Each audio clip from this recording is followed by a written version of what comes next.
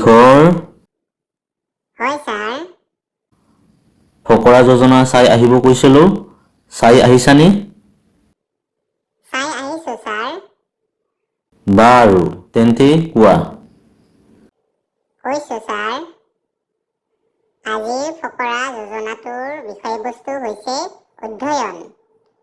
জ্ঞানী লোকে কয় বোলে অধ্যয়নৰ ক্ষেত্ৰত অকলে থকাই শ্ৰেয়। অৱশ্যে দুজন হ'লেও পাঠ পঢ়া হয়, কিন্তু ৩-৪জন হ'লেই গণ্ডগোল হয় আৰু পঢ়া শুনা এৰি কল্পগুজব বাটে হাতে ঘূৰি ফুৰাৰ প্ৰৱণতা বেছি হয়।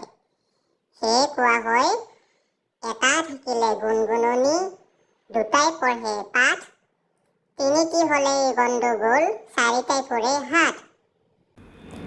বৰ সুন্দৰ ফকৰা যোজনা।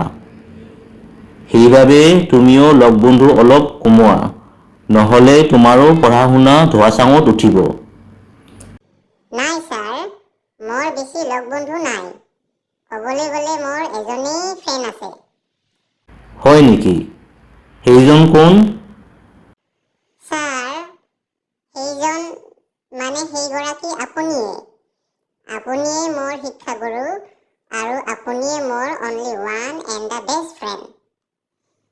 তীখৰ, মই তোমাৰ বেষ্ট ফ্ৰেণ্ড বুলি জানিব পাৰি বৰ সন্তোষ পালোঁ। বাৰু এতিয়া যোৱা, পাঠ উলিয়াই লোৱা। হ'ব ছাৰ।